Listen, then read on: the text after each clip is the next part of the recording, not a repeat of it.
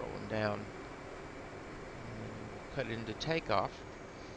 Drink some coffee here. So somebody asked me, what was it like to get turn qualled in the Hornet? Well, let's first talk about what it was like to be 18 in an E3 and asked to get turn qualled in a Hornet.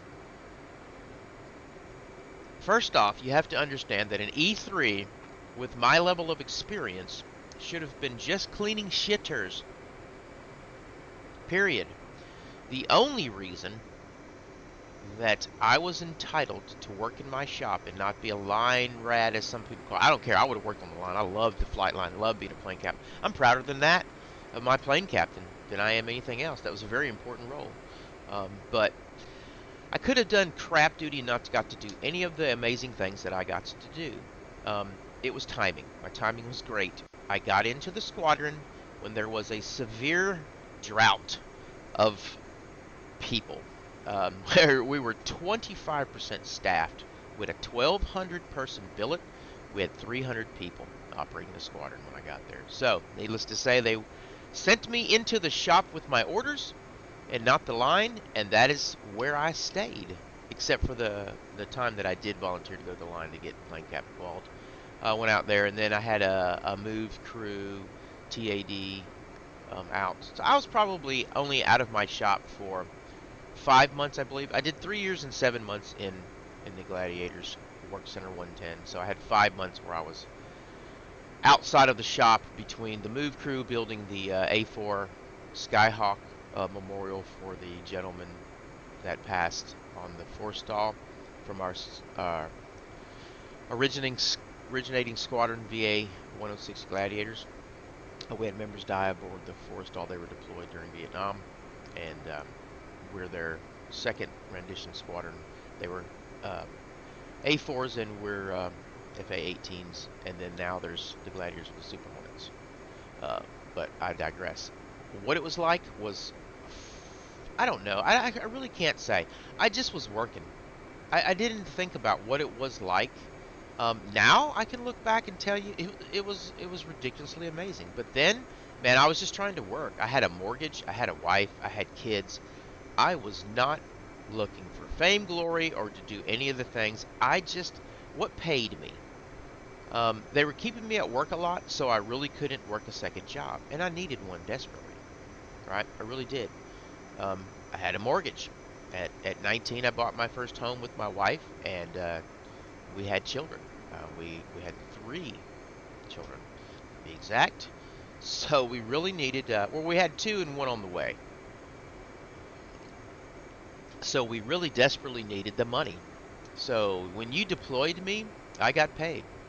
I got per diem every day if it was a land deployment, or I did maintenance runs. I flew all over the place fixing broken jets with either myself and a pilot or several mechs. We'd take 5, I think, was the biggest crew we ever had to go out. You don't need much more than that. That's just a massive crew to go fix one Hornet somewhere. And I'd go advance party a lot. I got the privilege of being on advance party, which just meant I got to get there faster than everybody else. If I could catch a backseat ride and a pilot was heading that way, I could sign up and ask. And I had a good rep with the pilots, so I was able to just get on the list and they would call like, "Hey, you want to fly?" Yeah. Or if a pilot asked for somebody, they would mention me. "Oh, Towbie will do it," right? So I would do it. Yeah, well, it's because it gave me money. It was a no-brainer. I didn't get much more than that out of it. I got to work. It was a job. It was work.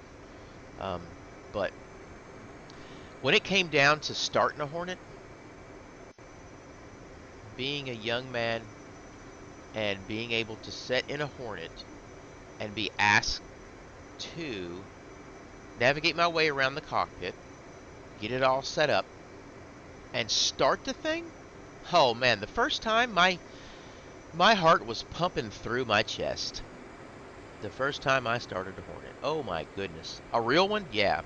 First time Shocker had me out on the flight line to start an APU, I had my butthole puckered. All right, let's go up to 80 and then 85. Why are we going to run to 85? Because if we had, for some reason, our seat was unarmed, and we advanced our throttles, or let's say our flaps weren't set, right? We advanced our throttles to 85. See, we get check flaps. We'll get a seat armed, something like that, right? So we're gonna make sure we check our deedles, right? So we run it up to 85, no deedles. We do our wipeout. Forward, back, left, right, round the horn, and we're gonna check blends. Looking for X's, any blend codes. There would be 4, I think, pages, but I don't know why we only have 4. But there's a lot of pages in here we don't have. All right, so that's good. Everything's fine. We're now set to take off. Our flaps are at 16, at half. We're at 85%. We got no deedles. Seats armed, obogs on. Hook, lights, anti-skid, everything's good. Alright, let's put radars on, chaff flare to on. Let's turn all of our gear on, raw gear on, and let's go ahead and go full burner takeoff, brakes off. We got an advisory bit, we'll clear it out real quick. Alright, when our jet gets above 70 or 80, we're going to disconnect the nose wheel steering. We're floating now, so it's not going to work anyway. So now we're climbing. We're going to let the jet rotate. There, the jet rotates. Now, we're going to go gear up. We're going to go flaps up. And there we have it. Gear, flaps are coming up. They need to be up by 300 or the door's going to come off. But there they're up. So we're going to come out of burner now.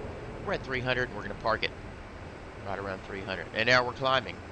And really and truly around this, we would have taken off and stayed at 500 feet until we clear the airspace in case we had friends coming in to do the overhead brake. But I'm just going to show you guys the takeoff procedure and how to set the jet up for start to finish.